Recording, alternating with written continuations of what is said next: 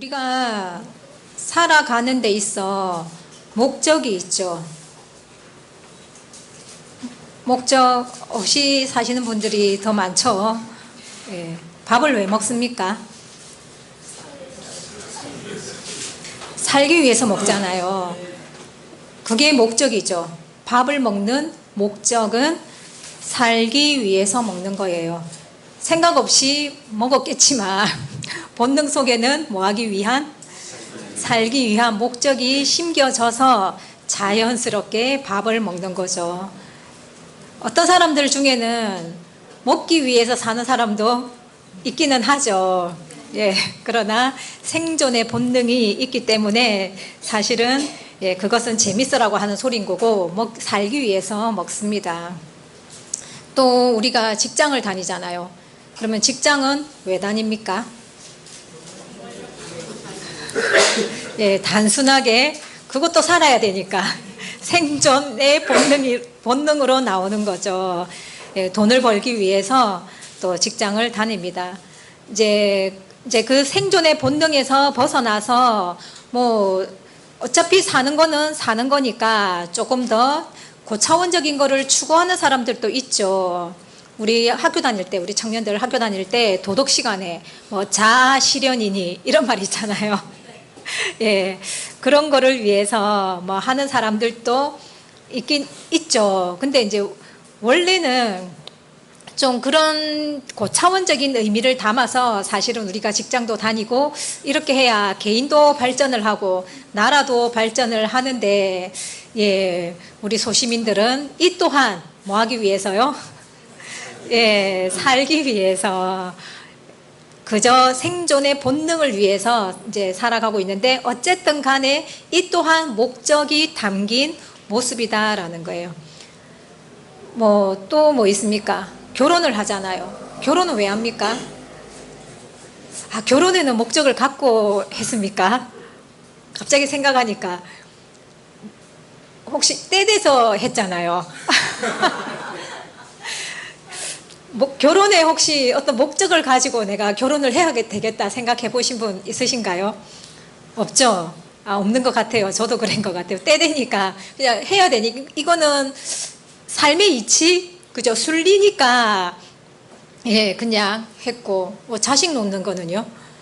자식 낳는 것도 그냥 순리로 했지 어떤 목적을 담아서 하지는 않았죠. 그런데 이제 자식을 키울 때는 조금 목적을 가지는 부모님들도 있죠. 내가 어떻게 키우겠다라는 그런 목적을 가지고 하시는 분들도 있는데, 예, 이렇게 생각을 하면은 사실은 우리가 뭐 잠자고 일어나고 직장 다니고 이렇게 생활하는 이 인생 자체가 다 무엇이 담겨 있는 거예요?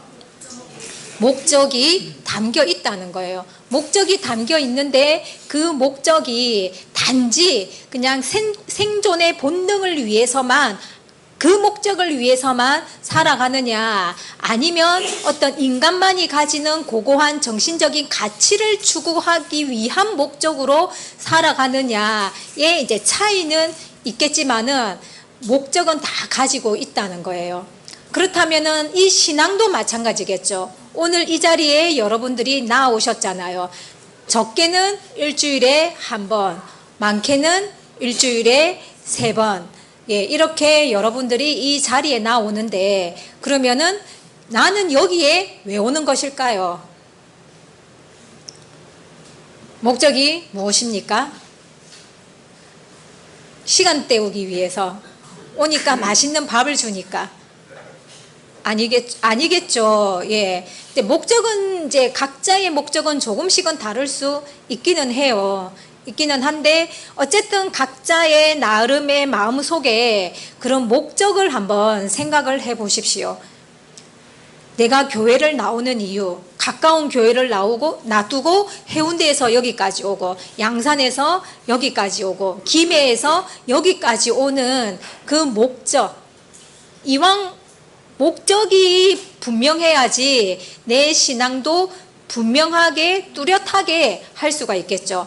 삶의 목적이 뚜렷해야지 삶의 방향도 뚜렷해지니까 이렇게 질서 있게, 절도 있게 또 그렇게 그러니까 삶을 살아갈 수가 있다는 거예요. 그러니까 그런 것처럼 신앙도 마찬가지인 거예요. 그런데 이 신앙은 우리 생활적인 거를 다 포함하고 있기 때문에 내가 신앙의 목적만 정확하게 반듯하게 세울 수만 있으면은 내가 살아있는 동안 살아가는 내 이 삶은 삶 전체가 다 반듯하게 또 올바르게 또 절도 있게 질서 있게 그런 어떤 하나님을 이렇게 거룩하게끔 만들어가는 그런 삶을 살아갈 수가 있다는 거죠. 그래서 무엇이든지 간에 이 목적이라는 것이 너무 중요한데 우리는 살아온 습관 자체가 그냥 말 그대로 그냥 별 생각 없이 그러니까 목적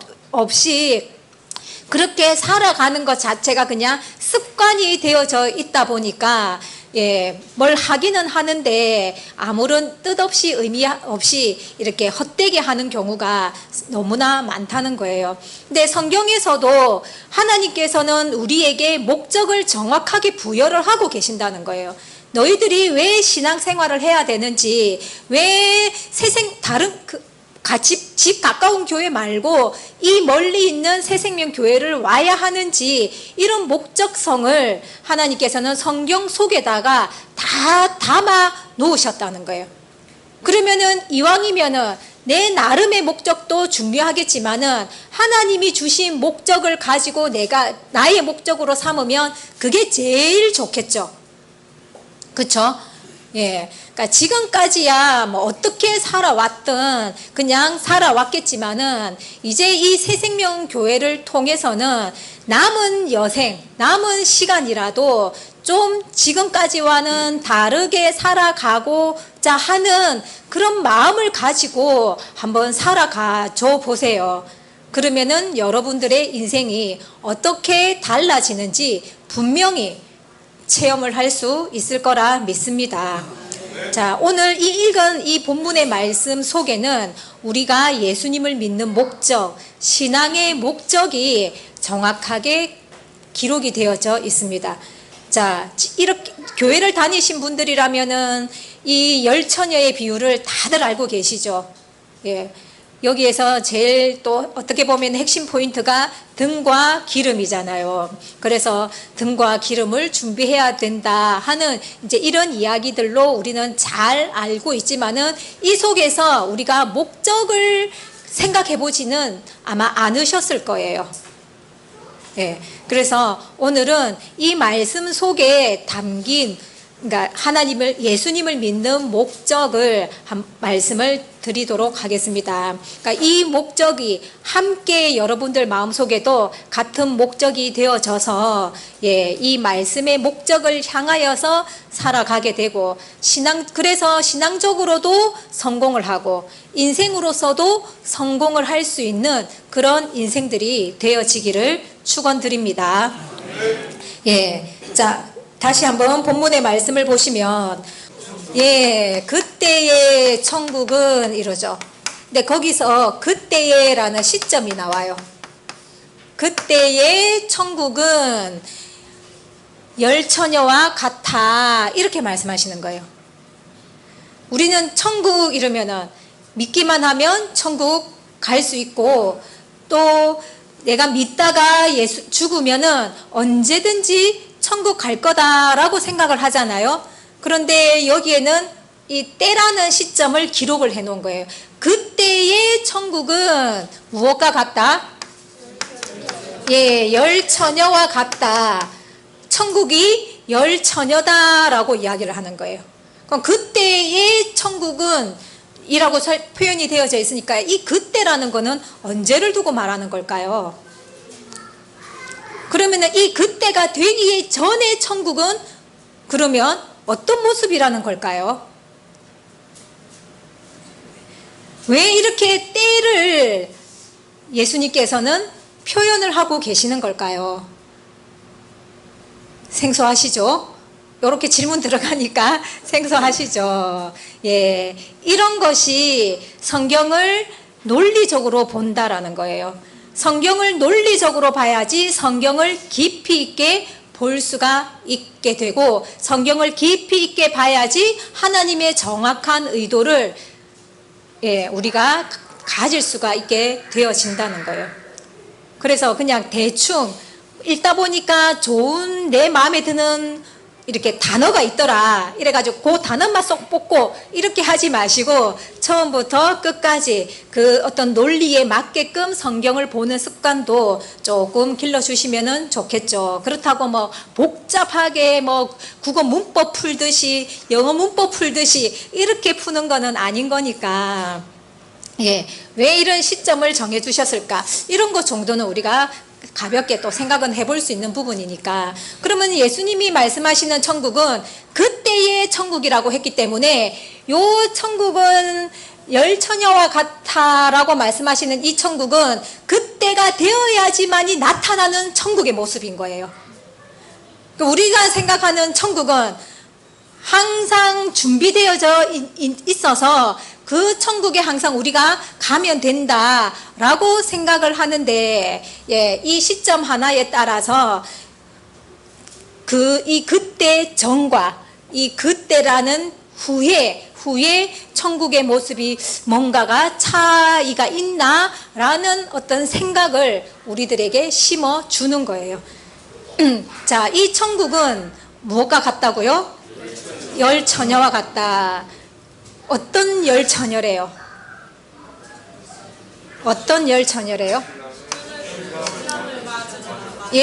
등을 들고 신랑을 맞으러 나가는 열처녀와 같다는 거예요. 천국의 모습이 그렇다는 거예요. 그러면은 여기서 말하는 열처녀는 누구를 말하는 걸까요? 어떤 사람을 두고서 열처녀라고 했을까요? 열처녀라고 했다고 딱 10명이라고 지어버리면은 제안해버리면 지금 우리 이 자리에 10명이 넘잖아요. 그 중에서도 이 10명이 5명은 슬기 있고 5명은 미련한 걸로 또 되어 있잖아요. 그럼 또 더 축소되는 거야. 그럼 5명 안에 내가 지금 들어가야 되는 건데 이거는 완전 박 터지는 거예요. 우리 교회만 있습니까? 저 옆에 교회는 없습니까? 열처녀는 그럼 어떤 사람을 상징적으로 나타낸 걸까요? 자, 등이라 그랬잖아요. 등을 들고 신랑을 맞으러 나갔다라고 표현을 했으니까 일단은 신랑을 맞으러 나간 처녀니까 어떤 처녀야?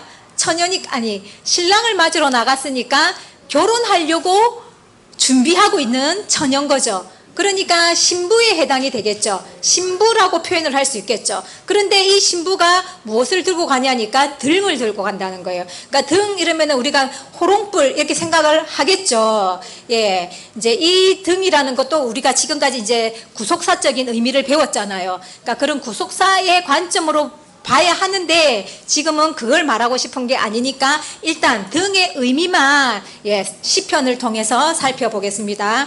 시편 119편 어둠을 밝히는 빛을 하나님의 말씀이라고 그랬죠.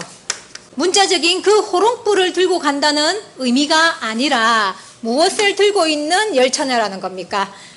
하나님의 말씀을 가지고서 그 말씀으로 빛을 비추는 그러한 처녀다라고 말씀을 하고 있으니 이 처녀는 어떤 사람들인 겁니까? 성도들, 그죠? 교회 다니는 사람들, 성도들을 두고서 말씀하신다는 거 아시겠죠? 성도들. 교회다라고 이야기할 수 있겠죠? 원래 교회는 사람을 상징하는 거니까 교회다라고 이야기를 할 수가 있는 거죠. 자, 이 열처녀를, 이 성도들을 무엇으로 표현을 했냐니까 신부로 표현을 했다는 거예요. 신부로. 그러니까 우리 모든 성도들은 다 무엇이라는 거예요? 신부다 이러면 신부가 되는 것이니까 예수님과 결혼하기 위한 신부의 준비를 하는 사람들이다 이렇게 보시면 되는 거죠. 아무 때나 결혼하는 게 아니잖아요. 신랑과 신부가 혼인을 하는데 아무 때나 하는 게 아니잖아요. 그죠? 이 성도들을 신부라고 표현을 했을 때에는 뭔가 결혼할 때가 다가왔다라고 생각할 수 있겠죠. 그때의 성도들은 어떻다? 예수님과 결혼하기 위한 신부로 단장하고 있다, 이렇게 표현을 든다면은 그때가 뭐가 되는 거예요? 그렇죠.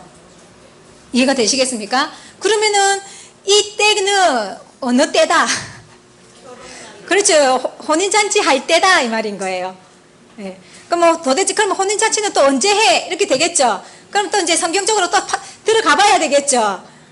예. 네. 결론만 이야기하면은 재림 때를 이야기하는 거죠. 재림 때가 예수님의 혼인잔치가 있는 때라는 거예요. 그러니까 그 재림 때에는 재림 때를 살아가는 신앙인들을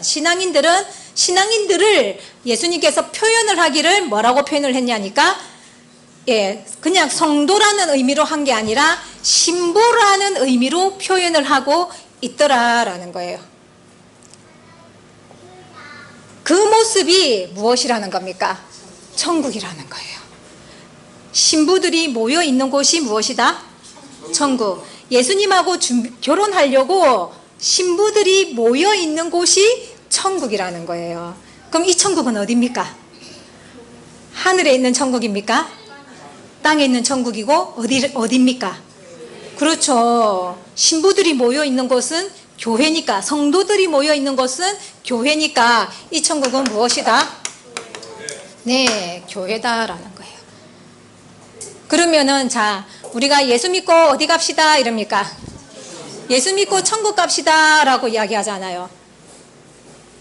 자, 이 말이 이거랑 비교를 해보니까 맞는 것 같습니까? 아닌 것 같습니까? 예수 믿고 천국 갑시다.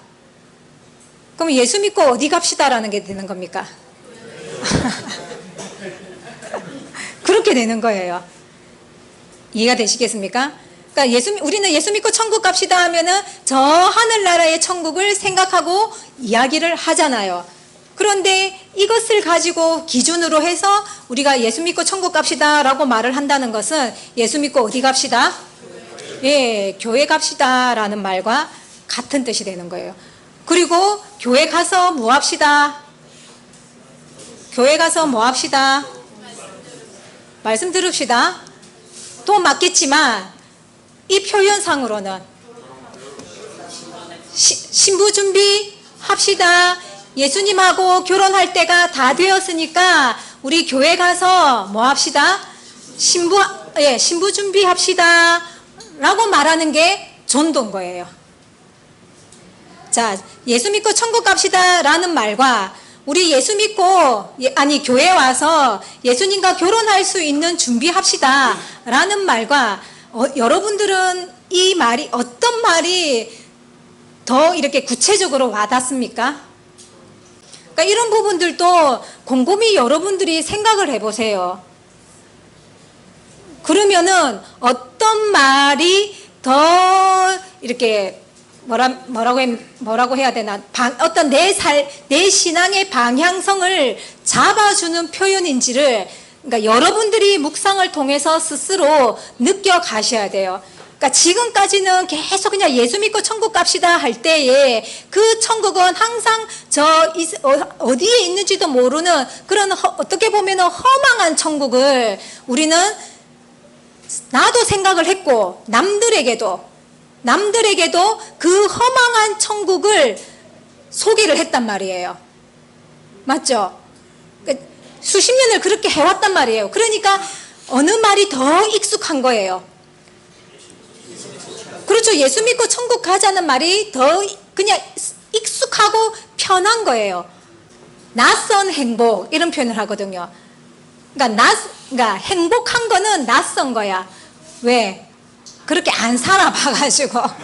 그러니까 만약에 부모님으로부터 막 구박받고 살았잖아요. 그렇게 해서 성장을 했는데 어떤 남자가 자기를 사랑을 해. 그러면은 이 사랑을 못 받는 거예요. 불안해가지고 나는 사랑받을 사람이 아닌데 하면서 불안해가 사랑을 못 받거든요. 그러니까 받으면 행복이잖아요. 받으면 행복인데 못 받아버리니까 그게 이제 낯선 행복에 대해서는 불안해하는 거야. 습관 때문에. 그러니까 우리가 그냥 예수 믿고 천국 갑시다라는 그런 어떤 그냥 허망한 말에 익숙해져 있다 보니까 이런 어떤 구체적인 이런 표현들이 오히려 여러분들한테 와닿지 않기도 할 수도 있기는 한 거예요. 그런데 막연한 천국을 소망하는 거하고 내가 예수님의 신부가 되겠다는 거하고는 목적이 달라지는 거예요.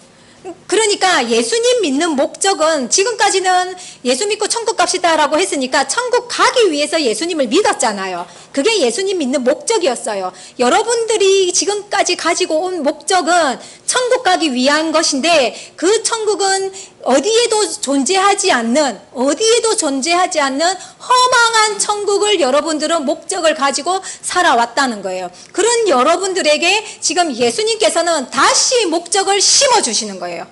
무엇으로? 나랑 결혼하자 하고 네가 신앙생활을 하는 목적, 네가 나를 믿어야 되는 목적은 나의 신부가 되고자 하는 목적으로 나를 믿어야 돼. 나는 너를 신부로 삼으려고 하는 거야 라고 지금 말씀을 하고 계시는 거예요. 어느 말이 더 좋습니까? 천국 와 이거 하고 내 신부야, 너희들은 내 신부야 라는 말하고 여러분들 어느 말이 더 좋습니까? 맞죠? 신부는 느낌이 딱 오잖아요. 여자들은 신랑을 어떤 사람을 만나느냐에 따라서 팔자가 달라지는 거예요. 맞죠? 그런데 예수님의 신부가 된다는 건데 그러면은 나라로 치면은 영부인이 되는 거예요. 야, 이런 신분 상승이 어디 있습니까? 그럼 우리가 세상적으로는 신분 상승할 일이 있습니까? 없습니까? 없잖아요. 그죠? 그냥 내 수준에서 고만고만하는 사람 만나면은 그냥 그걸로 끝이잖아요. 그런데 신앙으로 들어오면은 예수님이 우리를 뭐 해주겠다는 거예요? 신부가 되게끔 해주겠다는 거예요. 그러면은 신분 완전 요셉인 거예요. 요셉. 애굽 노예로 있다가 총리로 등극하듯이 우리가 완전 소시민으로 있다가 예수님의 영부인으로 우리가 완전히 뛰어 올라가는 신분 상승이 이루어지는 일인 거예요. 자, 천국을 소망하면서 예수님을 믿으실래요? 신부가 되고자 하는 마음으로 목적으로 예수님을 믿으실래요? 예수님의 이 말이 헛방일까요? 아니겠죠. 지금 성경에 정확하게 기록을 해놓고 있잖아요. 그 예수님과 결혼할 수 있는 조건을 기록해 놓은 것이 지금 우리가 읽은 본문의 말씀인데 뒷부분에는 제가 오늘은 하지 않겠고 오늘은 그냥 예수님을 믿는 목적이 우리는 뭐가 되고자 하는 거? 신부가 되고자 하는 그 목적으로 우리가 예수님을 믿어야 된다라는 그 목적을 다시 새롭게 드리려고 하는 거예요. 이제는 나는 어떤 사람이다 생각하고 살아야 되느냐? 신부가 될 사람이다 하고 생각하고 성경도 읽고 설교도 듣고 또 교회 생활도 하고 이렇게 돼야 되는 거예요. 자, 그러면은 교회 생활은 뭐가 교회 생활이 되는 거예요? 그러면 교회를 다니는 것은 신부가 되기 위한 준비를 하는 거잖아요. 그죠? 그러니까 교회가 해야 되는 일은 헌금 내게 만드는 게 아니에요. 교회가 하는 일은 성도들이 전도 잘하도록 만드는 게 목적이 아닌 거예요. 교회 와서 봉사하라고 하는 목적이 아닌 거예요. 그러니까 교회의 목적은 뭐냐? 뭐를 하는 거? 신부로 만들어주는 것이 교회가 하는 역할이고 기능인 거예요. 그 기능을 못하는 교회가 이제 우리가 속된 말로 타락했다 이렇게 표현하는 거예요. 왜요? 예수님이 뭐를 했기 때문에 우리 성도들과 결혼하겠다고 열처녀로 표현을 하고 있기 때문에 교회에서는 우리 성도들이 예수님과 결혼 잘할 수 있도록 만들어주는 그 역할을 충실하게 해야지만이 그 교회가 교회다운 교회가 되어진다는 거예요. 자, 사도 바울은 어떻게 했는지 한번 봅시다. 고린도후서 11장. 사도 바울의 역할이 나오죠. 사도 바울이 뭐 한다고요? 중매쟁이라는 거예요. 중매쟁이. 누구와 누구를 연결시켜주는? 우리 성도들이 예수님과 결혼할 수 있도록 중매를 서준다는 거예요. 그러니까 예수님을 남편으로 표현을 하고 있죠. 정확하게. 그래서 그러니까 우리는 예수님하고 결혼하려고 하는 거니까 이제 영적으로 보면은 우리는 처녀인 거예요. 처녀인 거예요. 우린 다 처녀입니다.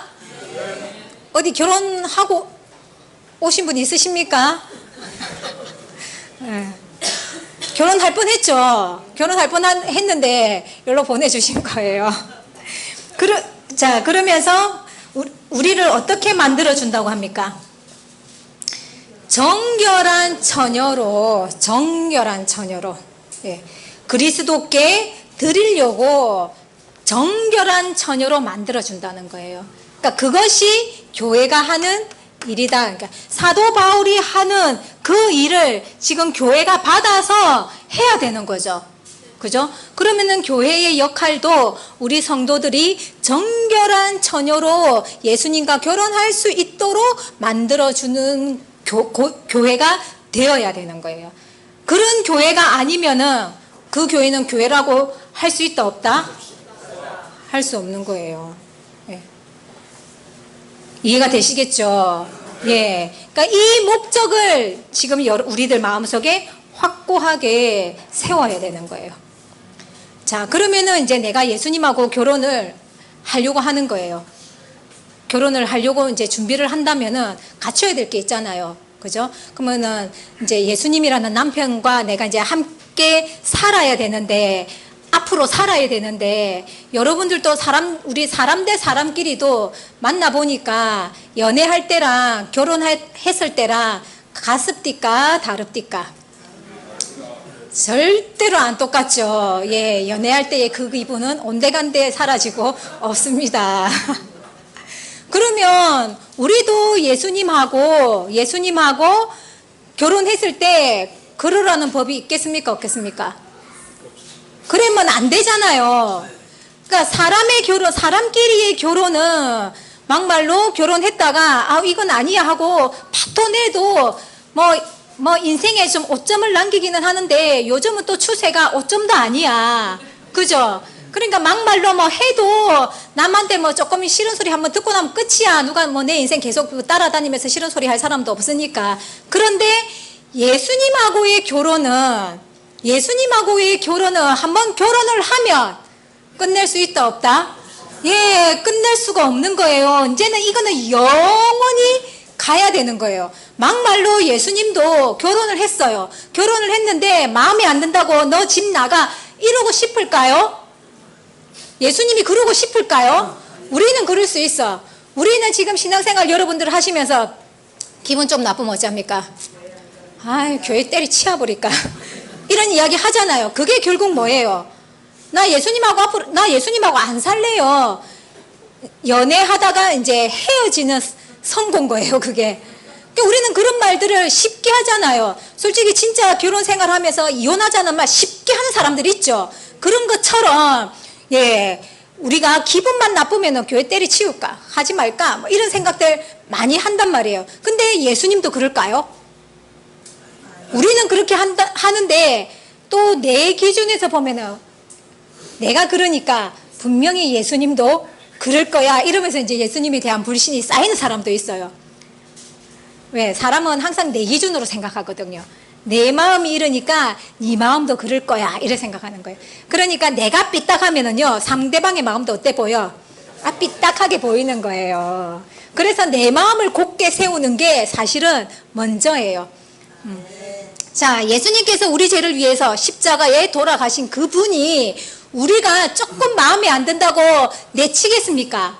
안 내치겠죠. 그러면 예수님 입장에서는 어떻게 안 내치기 위해서 예수님이 뭔가를 하시지 않겠습니까? 설마 내칠 만한 사람을 데리고 예수님이 결혼하겠습니까? 아니겠죠. 예. 그래서 예수님이 우리를 교회로 불러가지고 헤어지지 않을 수 있도록 준비를 시켜주는 거예요. 그러니까 교회 생활은 예수님과 결혼을 그러니까 준비시켜 주는 거예요. 그러니까 이 교회 생활을 잘하면 예수님과 결혼에 성공하는 거고, 이 결혼 생활 이 신부 수업을 시켜주는데 가르치는 대로 잘 안 하면은 미련한 처녀처럼 결혼에 실패를 하는 거예요. 그렇게 생각하면 교회 생활을 잘해야 되는 겁니까? 그냥 썬데이 크리스찬처럼 한번 왔다가 갔다가 이렇게 하면은 되겠습니까? 잘해야 되는 거죠. 그러니까 그 잘해라는 거는 뭐 교회 와가지고 헌금 많이 하고 봉사 많이 하고 이런 게 아니라 신부의 모습으로 단장시켜 줄 때 그 가르침을 온전히 잘 받아서 그런 모습으로 만들어가는 거를 교회 생활 잘해라는 뜻인 거지, 기존에 가지고 있는 상식의 개념으로 생각하시면 이것도 안 됩니다. 이해가 되시겠죠? 예. 자, 그러면은 예수님은 이제 우리 결혼은 사랑하는 사람끼리 결혼을 하잖아요. 그죠? 사랑하는 사람끼리. 그러면 내가 예수님과 결혼하기 위해서는 갖춰야 될 게 뭐가 있을까요? 그렇죠. 사랑이 있어야죠. 사랑하지 않은 사람과 결혼하셨나 봐요, 다들. 네. 뭐, 첫 번째로, 사랑이 있어야 되겠죠. 그러니까 예수님은 우리를 사랑하셔요. 이미 우리 죄를 위해서 십자가에 돌아가신 것 자체가 우리를 사랑하고 있다는 증표이기 때문에 더 이상 예수님의 사랑을 확인할 필요 없습니다. 그거보다 더 이상의 사랑의 표현을 뭘로 할 수 있겠습니까? 우리 죄를 위해서 돌아가시고 어디까지 가셨어? 지옥까지 갔다 온 거잖아요. 그죠? 그러니까 이 지옥 갔다는 게, 만약에 우리 준수 형제가 제가 잘못을 했어요. 그래서 제가 감옥을 가야 돼요. 10년 감옥을 가야 되는데 우리 준수 형제가 구원자로 딱 나타나가지고, 목사님 제가 대신 감옥 갔다 오겠습니다 이러는 거예요. 그런 격인 거예요. 그럴 수 있습니까? 감옥 누가 그 조폭의 세계에서는 그런 거 있잖아요. 예. 그러니까 예수님이 우리 대신 지옥을 갔다는 거는 그런 표현인 거예요. 쉽게 이해할 수 있는 걸로 한다면. 그러니까 우리가 해줄 수 없는 것이죠. 예, 쉽게 해줄 수 없는 거를 예수님은 온 인류의 죄를 위해서 대신 지금 감옥 갔다 오신 거란 말이에요. 그러니까 그거 이상 무슨 더 이상의 사랑의 증표를 우리한테 보여주겠습니까? 그거는 최상이에요. 최상. 맞죠? 그러니까 예수님의 사랑은 확실해. 우리를 향한 예수님의 사랑은 확실해요. 근데 문제는 우린 거예요. 우리가 예수님을 말로는 사랑한다고는 하는데 예수님하고의 초점이 전혀 맞지 않는, 주파수가 맞지 않는 사랑을 하고 있는 거예요. 뭘로만? 입으로만. 네. 부부끼리의 생활을 생각해 보시면 충분히 이해가 됩니다. 예, 남편과 아내 사이에도 이 주파수가 안 맞으면 어떻습니까? 예, 그러면은 사랑을 서로 하고 주고 받는 거를 못 느낀단 말이에요. 이게 주파수가 안 맞으면은 못 느낀다, 서로가 느끼지를 못한다는 거예요. 느끼지 못하면 어떡해요? 아, 이 사람은 나를 사랑하지 않는가 보다 이렇게 생각하는 거죠. 남편은 나를 사랑한다고 막 하는데 나는 원하는 게 이게 아닌데 하니까 아, 이 사람은 나를 사랑하지 않아 이렇게 생각한단 말이에요. 그러니까 예수님하고 우리 사이도 그렇다는 거예요. 그러니까 예수님이 나를 사랑하는 거는 확실하니까 됐고 그걸 더 증명하려고 할 필요 없이 나만 이제 예수님을 사랑할 수 있는 마음을 이제 만들어 가야 되는 거예요. 그러려면은 뭐 어떻게 해야 되겠습니까? 뭐 여러분들 이제 숙제 네. 예수님을 사랑하는 마음을 이제 이 교회 생활을 통해서 키워 나가셔야 되는 거예요. 그 사랑을 키워갈 수 있도록 만들어주는 게 사실은 성경 공부인 거예요. 이 성경 속에는 하나님과 예수님의 취향이 다 들어있는 거예요. 그래서 그 취향을 알아가지고 이제 그 취향에 내가 맞춰야 될 거 아니에요. 그죠? 그러니까 그 맞추는 준비를 하는 건 거예요. 그러니까 그러면 성경 공부를 안 하면 내가 예수님의 취향을 맞출 수 있을까요? 예수님이 김치찌개를 좋아하는지 된장찌개를 좋아하는지 육류를 좋아하는지 생선을 좋아하는지 알아야 될 거 아닙니까? 그죠? 그러니까 그거 아는 것이 뭐냐니까 성경 공부인 거예요. 그러니까 예수님을 사랑하는 마음이 없으면 성경 공부 해지겠습니까? 안 해지겠습니까? 그렇죠. 재미가 없어서 안 해지는 거예요. 사랑을 해야 관심이 생기잖아요. 그죠? 관심이 생겨야지 궁금한 것들이 생기는 거니까 성경 공부를 할 수 있게 되는데 예수님을 사랑하는 마음이 없으면은 성경 공부하는 것도 재미없는 거예요. 그러니까 여러분들이 나는 성경 공부가 재미없으신 분들이 있죠. 그러면 나는 예수님을 아직 사랑하는 마음이 작구나 이렇게 생각하시면 되는 거예요. 근데 이 마음이라는 게 내 마음대로 되나요? 내가 이 사람 사랑해야지 이란다고 요시땡 이란다고 사랑해집니까? 안 되잖아요. 그죠? 이 진짜 마음에서 우러나야 되는 거잖아요. 그래서 우리가 뭐 하느냐? 기도하는 거예요. 하나님, 머리로는 지식적으로는 예수님하고 결혼하는 게 좋은 것 같아요.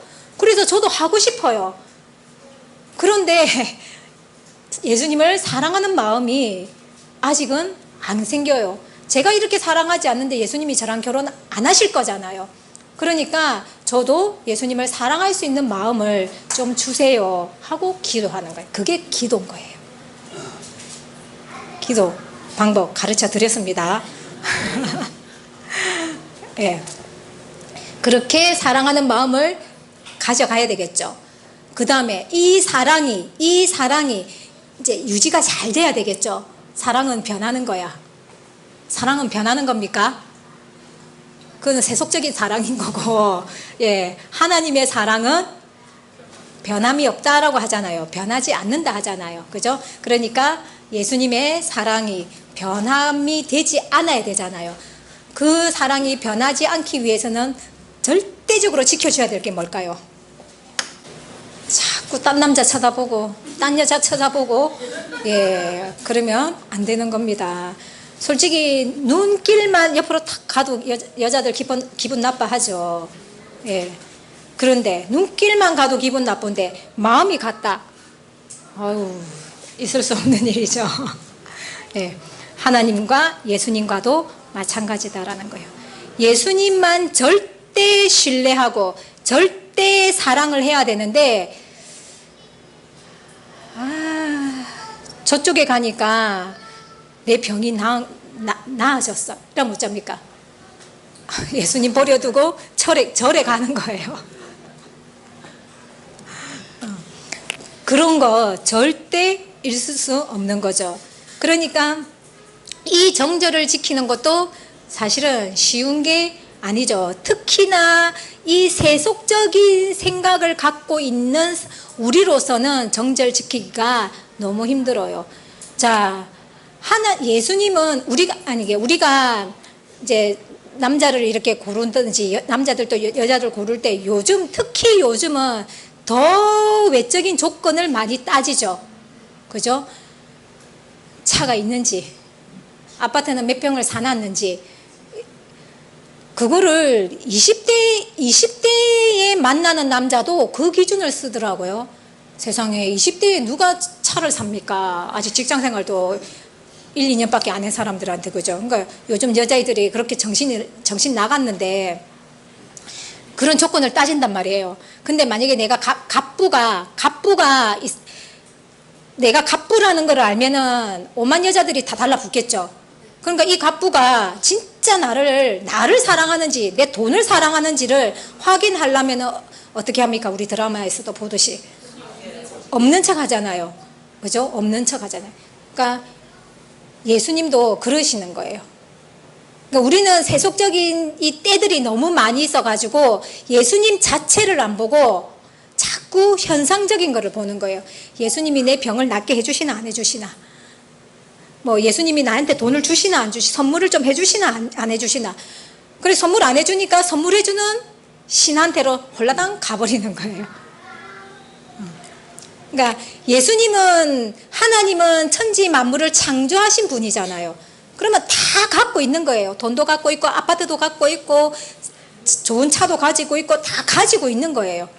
그 하나님의 유업을 받은 분이 누구예요? 예수님 아닙니까? 그럼 예수님도 다 갖고 있는 거잖아요. 다 갖고 있는데 뭐 하는 척 하시느냐?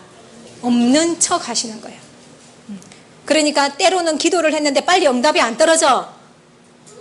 빨리 그럴 때도 뭐를 하시는 거야? 어떻게 보면 나를 시험하는 것일 수도 있다는 거예요. 그럼에도 불구하고 내가 좀 원하는 게 있는데 그걸 열심히 지금 기도는 하고 있는데 하나님이 응답을 안 해줘. 그래도 나는 하나님에 대한 사랑을 지키겠습니다. 예수님에 대한 사랑을 지키겠습니다. 그거를 보시는 것일 수도 있다는 거예요. 근데 우리는 너무 조급하죠. 조급하니까 안 주면은 나 사랑 안 해. 예. 결혼기념일 안 지키면 어찌 됩니까? 나 사랑 안 해. 이래 되잖아요. 그죠? 그런 식인 거예요. 이 관계 좀 이해하시겠습니까? 예. 그러니까 그런 인간적인 관계에서 생각을 하면은 충분히 예수님하고의 관계도 만들어 갈 수가 있는 거예요. 근데 우리는 우리는 사실 한눈 팔 게 너무 많아요. 한눈 팔 게 많아요. 솔직히 주일 성수도 제가 자꾸 좀 주일 성수를 자꾸 얘기해서 좀 죄송스럽긴 한데 제일 예를 들기 편한 거라서 제가 그냥 쉽게 예를 든다고 주일 성수를 지키는 말을 하는 건데, 주일 성수를 지키는 것도 뭐를 지키는 모습의 하나냐? 예, 정절을 지키는 모습의 하나인 거예요. 등산 가고 싶죠? 결혼식 있죠? 가야죠. 인간적으로 생각하면 그런데 다 쫓아가야죠. 아버지가 다쳤어요. 병원 가야죠. 그러면 누구를 버려야 돼? 예, 예수님과 이 시간, 지금 예수님과 하나 되기 위한 이 신부 수업을 지금 내가 버려야 되는 상황이란 말이에요. 그러니까 이 주일 성수도 알고 보면은 정절을 지켜가는 훈련인 거예요. 훈련. 그러니까 정절이 있다 이래 말할 수는 없고, 예, 정절을 지켜가는 훈련이 되는 거예요. 그러니까 내가 이런 마인드가 이제 내 생각이 들어가면은 내가 주일 지키는 것에 대해서, 또 이 말씀 들으러 오는 이 시간에 대해서 내가 신신부리 땅콩식으로 내가 시간 되면 오고 시간 안 되면 안 오고 이렇게 되겠습니까? 예. 또 연애할 때 생각해 보세요. 애인이 시간 되면 내 만나주고 시간 안 되면 안 만나주고 이러면 그 사람하고 연애하고 싶습니까? 없는 시간 중에도 12시 넘어서라도 내 만나러 뽀짝뽀짝 와줘야 기분 좋잖아요. 예수님은 안 그렇겠습니까? 그래서 하나님이 제일 든든하게 생각하시는 분이 누구냐니까 순교자인 거예요. 순교자들은 어떤 고통 속에서도 하나님을 배신하지 않았죠. 그러니까 우리도 이런 순교자들처럼 그런 절대 신뢰, 절대 사랑을 우리도 보여줘야지만이 예수님도 나를 무엇으로? 신부로 채택을 하는 거예요. 간택당해. 간택당해야죠, 우리가. 그죠? 예. 그래서 이 정절이라는 것은 정말 이 결혼 생활에 있어서 절대적인 가치잖아요. 그러니까 이 절대적인 것을 지킬 수 있는 그런 마음을 지금부터 준비해 가야 되는 거예요. 예. 그리고 또 필요한 게 뭐가 있을까요? 예수님은 인격적인 분이란 말이에요. 인격적이신 분이기 때문에 인격적인 사랑을 원하시는 거예요. 억지로 사랑하게끔 만드는 게 아니라 사랑하도록 만들어서 예수님도 사랑받고 싶으신 거예요. 그러려면은 좀 우리의 신앙이 성숙해야지만이 되겠죠. 모든 것을 공유해서 결혼 생활할 때 행복하게 사는, 어떨 때가 여러분들은 제일 행복하세요? 교회 다닐 때? 맞아. 그것도 좋죠. 같은 교회를 다니는 거. 그러니까 같은 교회를 다닐 수 있다는 것은 그래도 가치관이 같기 때문에 같이 다닐 수도 있는 거죠. 같은 교회를 다니기만 하면 뭐합니까? 밖에 나가서는 등 돌리고 하면 소용없잖아요. 그러니까 같이 대화할 수 있는 거. 너무 좋지 않아요? 예. 우리도 제일 싫어하는 게 뭐냐면은 조용한 가족이 되는 걸 제일 싫어합니다. 집에 가서 서로 대화하지 않고 이러는 거. 그러니까 대화를 할 수만, 무슨 대화든 대화만 할 수 있으면은 행복하죠. 그죠? 그런 사람들은 계속해서 재밌게 살 수 있어요. 그러면은 예수님하고도 우리가 대화할 수 있어야 될 거 아닙니까? 그러기 위해서는 뭐가 필요하느냐? 예, 이 성숙이 필요한 거예요. 이게 신앙이 좀 자라야 되는 거예요. 신랑은 30살인데 신부가 7살이다. 이러면은 이게 인격적인 사랑이 되겠습니까? 그죠? 일방적으로 볼살펴야죠. 아기를 키우는 건데, 그죠? 그러니까 영적으로도 마찬가지라는 거예요. 그러니까 우리의 신앙이 좀 성숙되어져서 예수님이 말씀하시는 것이 무슨 말인지 알아듣고, 아, 그렇네요, 예수님, 이러면서 또 내 마음도 예수님한테 고백을 하면서 그렇게 인격적인 사랑을 할 수 있는, 예, 그런 신앙의 성숙이 필요하다라는 거예요. 그러니까 이런 것들을 이제 이런 것은 어떻게 보면 이제 대략적인 거잖아요, 그렇죠? 이게 디테일한 거는 진짜 교회 생활을 통해서 이제 디테일하게 만들어 갈 건데, 그러니까 이런 큰 것들에 대한 것들은 좀 우리가 이제 마음에 담고 이것을 위해서 이제 신앙생활 하는 게 이제 진짜 신앙생활인 거예요. 그러니까 이게 이런 것들이 사랑하고 정절을 하고 지키고 성숙을 하는 이것이 교회에서 헌금 많이 한다고 되나요? 아니죠. 헌금 많이 한다고 되고 봉사 많이 한다고 무조건 출석만 한다고 해서 되는 것이 아니다라는 거예요. 그래서 이런 것들을 이루는데 제일 첫 번째 조건이 뭘 해야 되느냐? 예, 성경 공부를 해야 된다는 거죠. 지금 여러분들은 예수님하고 뭘 하고 있는 거냐? 연애하고 있는 거예요. 지금은 예수님하고 연애를 하고 있는 건데 예수님이 어디 계시는지 잘 안 보이죠? 그렇지 않아요? 연애할 때는 진짜 이렇게 꼭 붙어 다니고 싶잖아요. 절대 한시도 떨어지기 싫어서 하는 게 결혼인데, 그러니까 연애할 때도 떨어져 있는 게 좋으면은 결혼해서는 끝입니다. 네. 그러니까 연애할 때 정말 예수님하고 떨어지기 싫어서 이제 이렇게 결혼할 수 있을 정도로 만들어 가야 되는 거니까 지금은 예수님하고 뭐 하는 거다?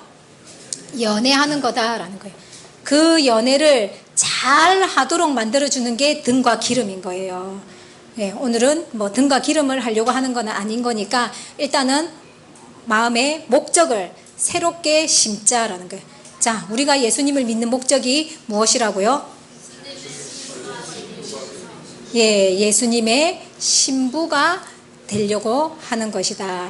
예수님도 우리를 뭘로 삼으려고 하시는 거다? 예, 신부로 삼으려고 하시는 것이다. 그래서 교회에 불러놓고 신부 수업을 신부 단장 할 수 있도록 지금 이렇게 양육을 시키고 있는 것이다. 그리고 이런 양육받는 이 시간이 예수님과 뭐 하는 시간이다? 예, 연애하는 시간이다. 그러니까 예수님하고 이게 성경을 묵상하고 이런 것들이 사실은 교감하는 거예요. 그러니까 묵상을 좀 많이 해줘야지 되겠죠. 예. 그리고 이제 예수님하고 헤어지지 않을 수 있도록 이런 세속적인 그런 생각들, 사상들, 가치관들 다 빼내고 오직 예수님과 하나 된 사상으로 우리가 이렇게 넣어서 예수님과 오래오래 영원하게 살 수 있도록 예, 준비해 가는 것이다. 마음에 딱 담으시기를 바랍니다. 예, 아담에게도 네 부모를 떠나서 둘이 한 몸이 되게끔 한다고 또 하셨죠. 그리고 그런 결혼에 대한 표현을 하셨죠. 또 한 번 결혼을 하면은 헤어질 수 없다라는 법도 주셨죠. 그런 것들은 다 무엇에 관한 거냐? 인간적인 결혼을 두고서 말하는 것이 아니라 이런 예수님과 우리의 관계, 결혼이 한 번 결혼하면은 절대로 예, 헤어질 수 없다라는 것을 이야기하는 것이고, 예수님과 우리가 함께 결혼할 것에 대해서도 아담과 하와를 통해서 보여주셨고, 예, 또 뭐 서신서에도 보면 결혼에 대한 이야기들이 있잖아요, 그렇죠? 그런 것들은 이제 그러니까 인간적인 결혼 생활의 교훈은 되는데 본질적으로 말하고자 하는 것은 예수님과 우리 성도들 간의 예, 이런 결혼에 대한 것을 담고 기록하신 거다. 요 생각을 두고 또 서신서를 읽으시면 된다라는 겁니다. 당연히 우리 인간의 이 결혼 생활에도 적용됩니다. 예, 그런 것들은 또 적용시키면서 가시면 되고요. 자, 그런데 이제 이런 것들을 이제 만들어 가려고 하니까 어렵잖아요. 그죠? 어렵잖아요. 그러니까 이제 이거를 두고서 이제 우리는 이제 도 닦는다 이렇게 표현하는 거예요. 그러니까 이 교회 생활은 진짜 도 닦는 심정으로 해야 되는 거예요. 정신 수양한다 이런 말 하죠. 예, 정신 수양하는 것이 사실은 교회 생활인 거예요. 그러니까 내가 하고 싶은 대로 하면은 그건 정신 수양을 안 하는 거죠.